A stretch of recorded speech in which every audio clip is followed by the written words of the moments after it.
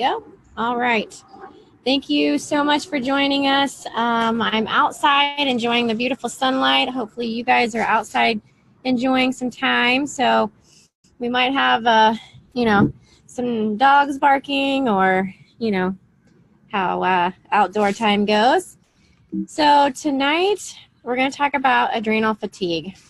So the term adrenal fatigue was formulated. I want to make sure that you guys can hear me. Can you guys hear me? Can you guys hear me?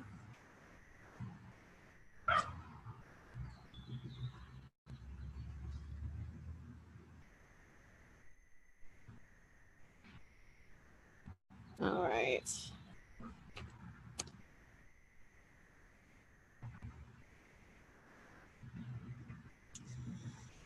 Okay, we might have to restart it here. No, it's not doing it on the Facebook page for some reason. Okay, can you guys hear me now? All right, we're going to start over. Now that I see the green light, we are going to start all over. Thanks so much, guys, for joining me. It's lovely to see all your faces, see your names on here. Okay, now we got the technical difficulties out of the way. Let's talk about adrenal fatigue. So the term adrenal fatigue was formulated in 1998 by a naturopathic doctor, James Wilson.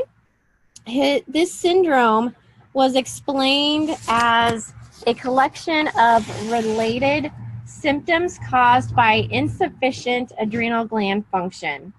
So in other words, when the adrenal glands operate inadequately, complications arise and adrenal fatigue syndrome can develop.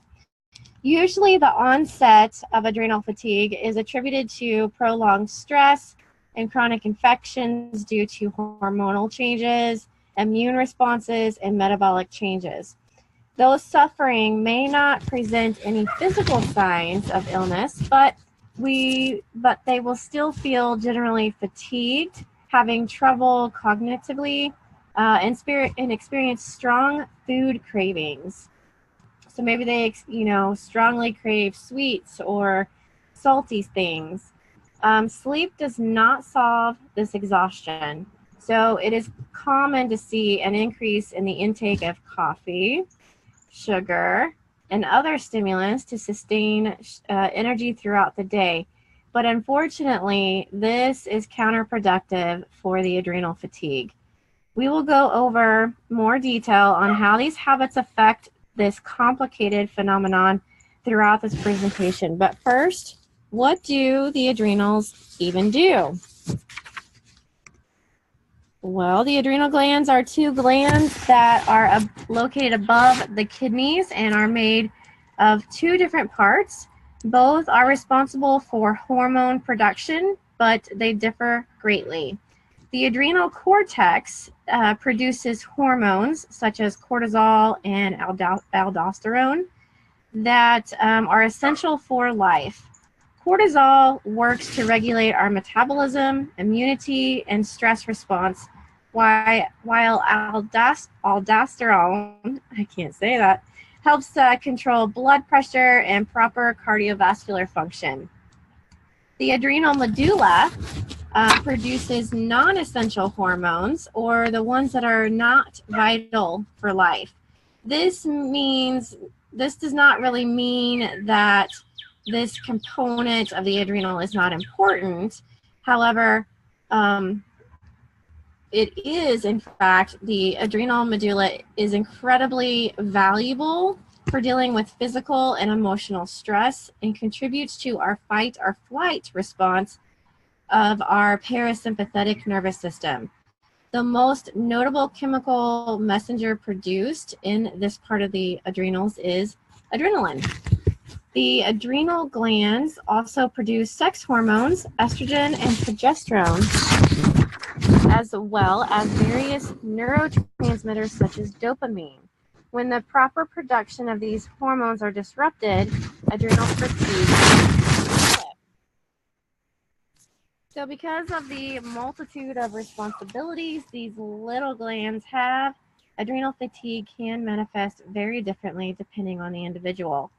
Some signs of adrenal insufficiency and fatigue include persistence in non-specific fatigue, meaning there's not a really reason for the fatigue, struggle waking up in the morning, imbalanced energy levels throughout the day, difficulty handling stress, food cravings, particularly salt, weakened immunity, unexplained body aches and joint pain, depression and anxiety, dark circles under your eyes, impaired recovery after physical activity, low blood pressure, poor circulation and numbness, lightheadedness or dizziness, weight gain and fluid retention, decreased libido. So do you suffer from any of these symptoms? Hopefully not, but I'm sure that we know somebody that does. Contrary to popular belief, stress hormones such as cortisol and adrenaline are a good thing. When released appropriately, they provide mental clarity, physical strength, and overall brain and muscle efficiency that can be seen even as superhuman.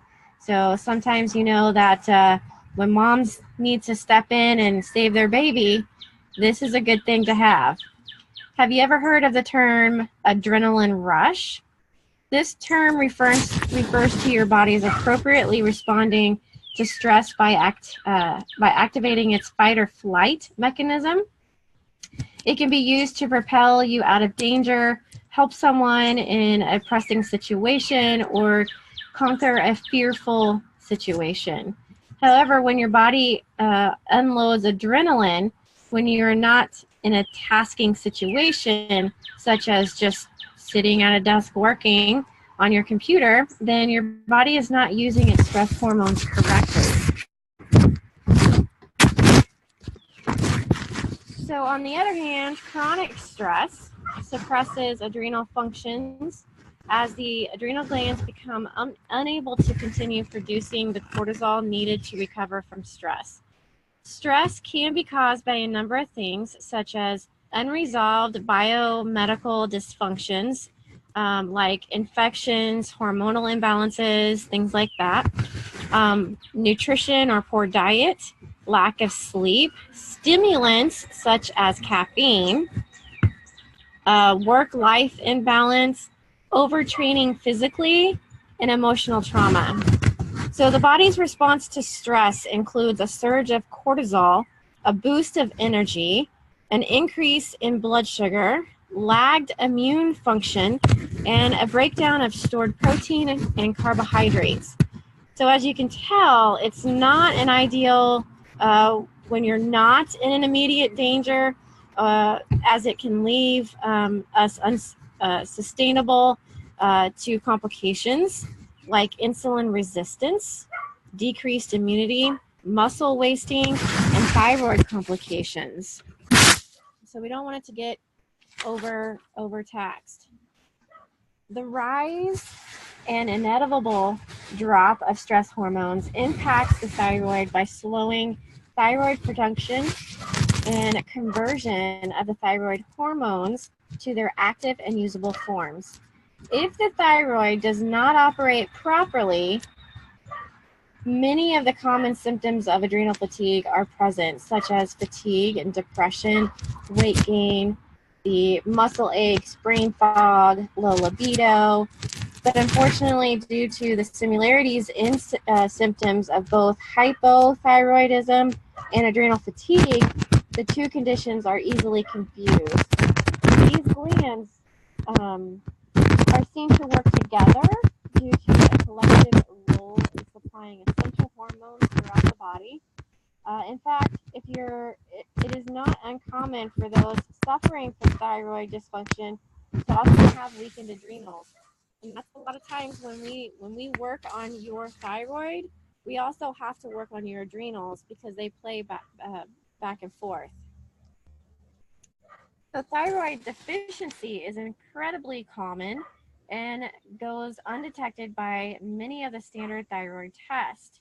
Approximately 80% of it does not catch it.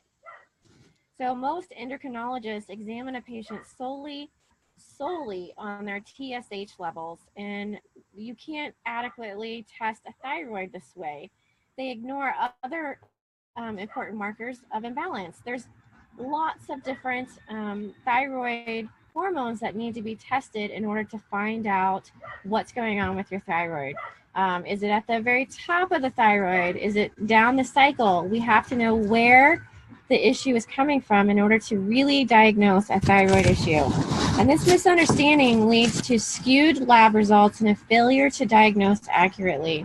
Comprehensive thyroid testing includes measurements of some of the following hormones: your free T4, free T3, reverse T3, your sex hormone binding globulin, leptin, tissue levels, and basal metabolic rates. So this all has to be, looked at in order to really diagnose you with a thyroid issue.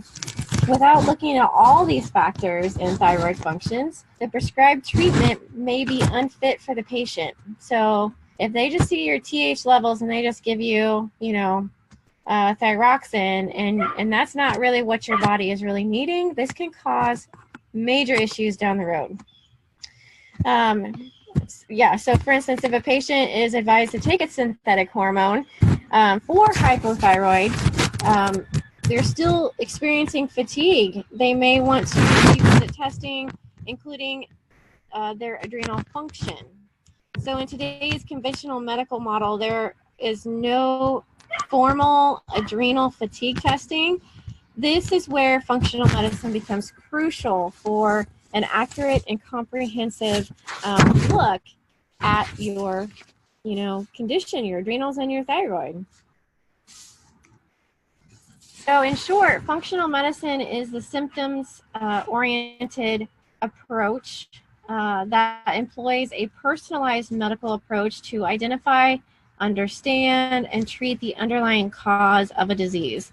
Therefore, functional medicine practitioners take the signs of adrenal fatigue very seriously, being that this disorder can be both a cause and a result from an imbalance in the body, but we got to figure out what it is. Some of the many signs that practitioners will look at include your fatigue, thyroid imbalance, unexplained weight changes, low blood pressure, unstable blood sugar, hair loss, blurred vision, or infertility. The most common diagnostic tool for adrenal testing is the cortisol saliva test. However, there are plenty of other ways that you can test for adrenal fatigue, such as cortisol testing. You can either do that through saliva, blood, or urine. I really think that the saliva is a lot more accurate than your blood, because your blood is just getting a snapshot, okay, of that particular day.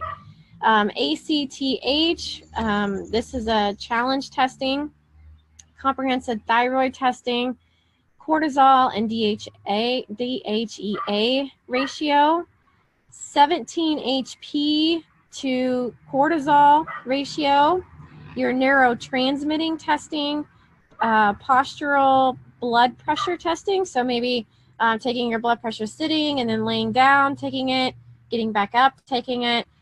That's another accurate testing. The iris contraction testing. So there's a number of things that go into adrenal testing, and to obtain, an accurate diagnosis, it's important to have information from various tests, sometimes conducted in multiple times, and to make tracking all of your symptoms a priority. So, one snapshot may not tell us a lot. We might have to do it several times in order to get an accurate reading. So adrenal fatigue progresses through 4 different stages of advancement. Symptoms increase in frequency to severity throughout these stages. The phases of adrenal fatigue are stage 1, the alarm reaction. Stage 2 is resistance response. Stage 3 is adrenal exhaustion. and stage 4 is adrenal failure. So up next, we'll discuss each of these phases in detail. So alarm reaction. This is the first stage of adrenal fatigue, or the fight or flight response, and it's characterized with high cortisol levels. This stage describes the body's immediate reaction to the stressor. The body initiates an anti-stress response to overpower the stressor and begin the production and release of cortisol. At this time, there is very little physical or physiological dysfunction noticeable. Fatigue is considered mild and may not sustain throughout the day. Sleep patterns are kind of disturbed, but an uptake of caffeine, sugar, carbohydrates is usually present. This stage is often categorized within the feeling of being wired but tired. Okay, so in fact, most people enter this stage of adrenal fatigue many times in their lifestyle, and unfortunately, most Americans are in this stage right now. We are over-caffeinated, overstressed, and we're all in an alarm reaction right now. So if you were able to get lab testing during this stage, an elevation of adrenaline, norepinephrine, cortisol, DHEA, and insulin would be present. So stage 2 is the resistance response. This is where the adrenals begin to lose their ability to keep up with the body's demand of cortisol.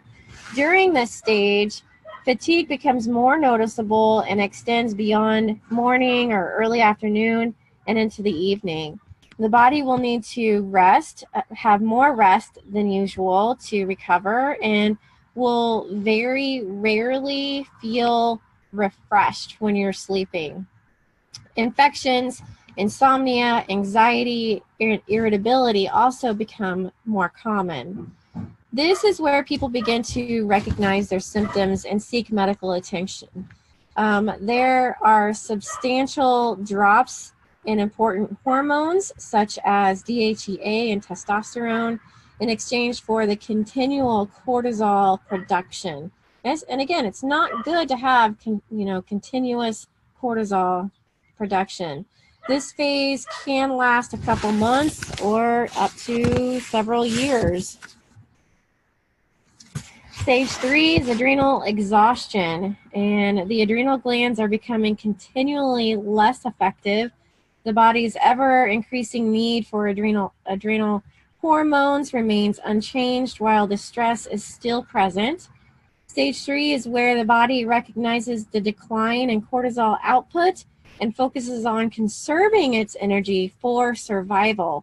To do this, the body begins to slow down and break down existing muscle tissue for your energy.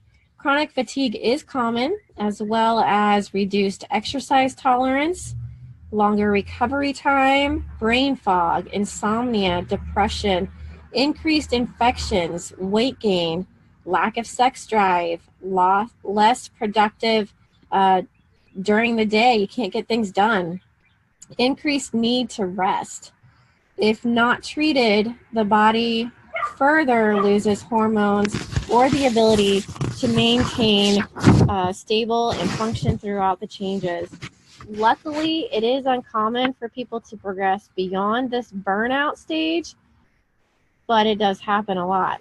At this point, much of the body's stress hormones, sex hormones, and neurotransmitters are very low, representing the crash after suffering from stress or a long period of time.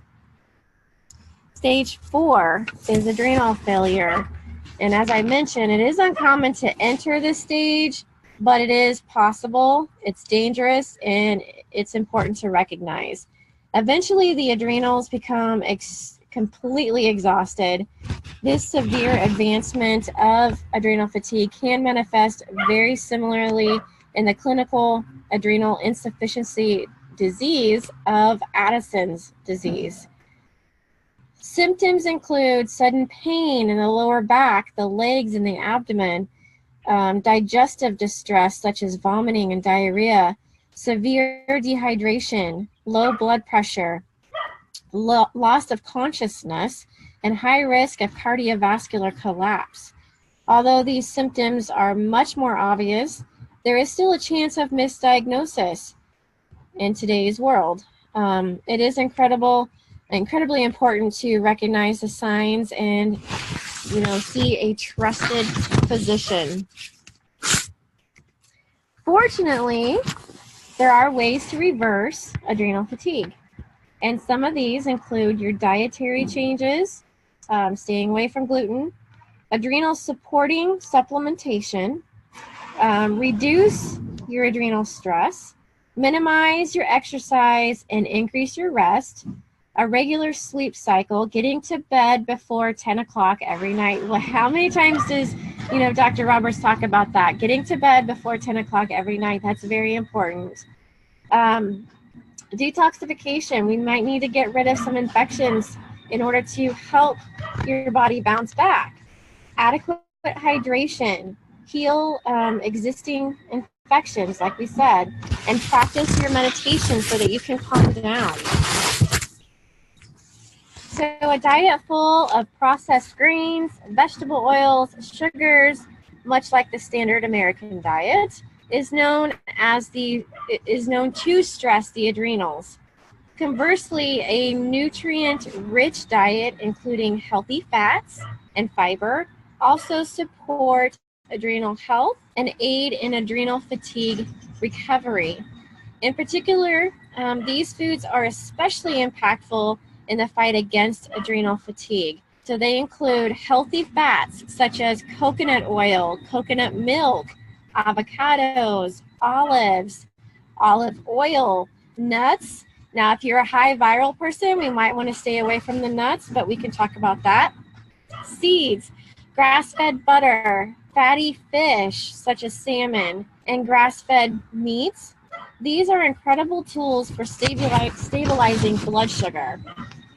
And vegetables to produce a variety of nutrients to nourish the whole body, including your adrenals. Fermented foods, how many times do we talk about that? And these can give you some good probiotics. Protein, specifically in the morning, so that you can maintain a steady level of blood sugar. And it's recommended to consume approximately 40 grams of protein in the morning to provide the support that the adrenals need throughout the day. So exclude all of your caffeine. I'm talking all of your tea, all of your coffee, unless you are drinking organo. And the only reason why we say this is because the mushroom that is in the organo is counteracts all of the caffeine that you're drinking. And we will go into mushrooms later on because they are the answer to most all of our health issues. But again, if you're trying to work on your adrenals, you have to stay away from all caffeine unless it has the Ganoderma mushroom in it or the spores. Stay away from your sugar and your sweeteners, your starchy carbohydrates, processed foods, and particularly processed meats. Your lunch meats, stay away from that. And hydrogenated oils.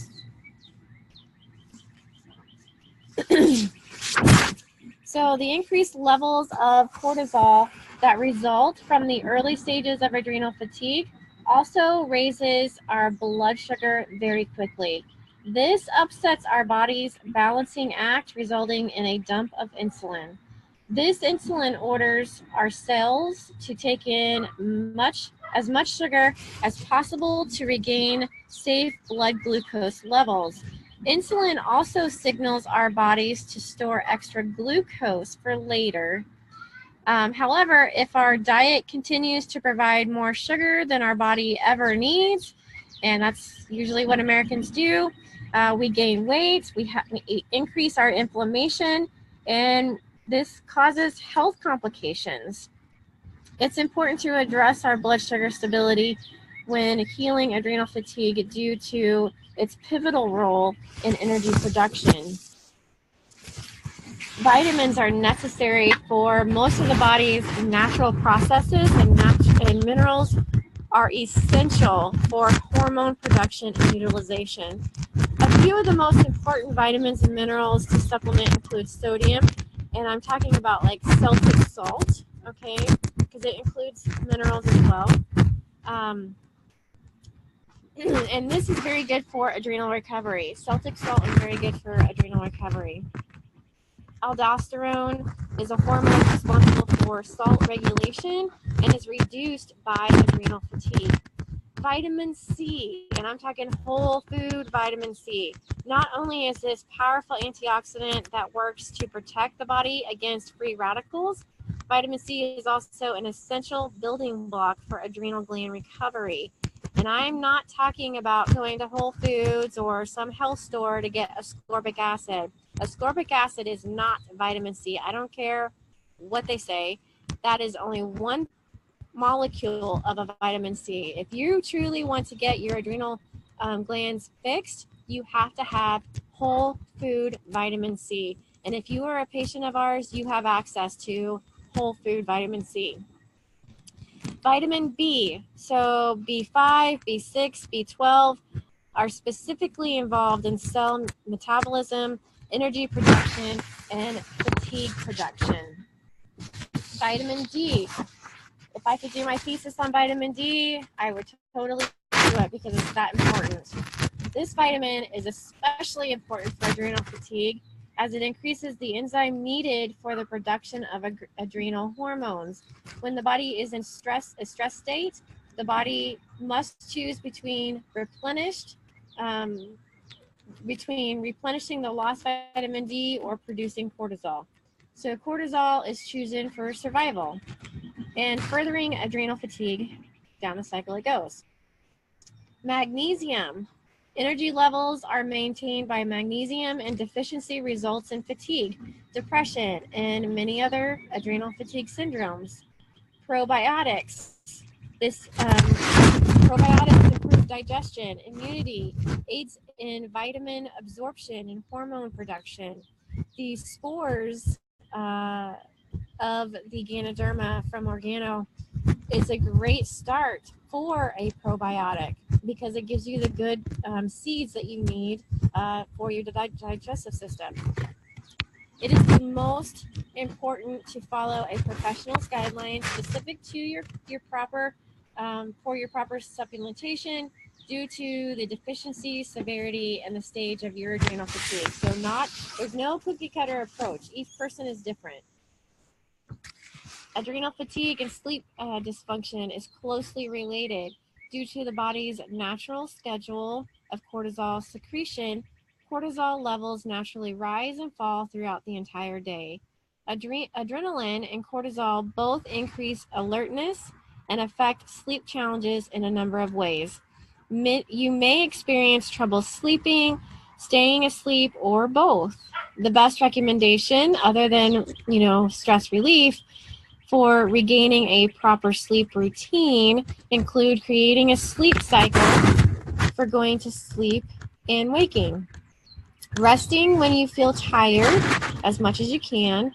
Aiming to sleep between 8 to 10 hours a day. Avoid staying up too late. Like I said, go to bed, at 10 or before. And, don't stimulate yourself close to bedtime.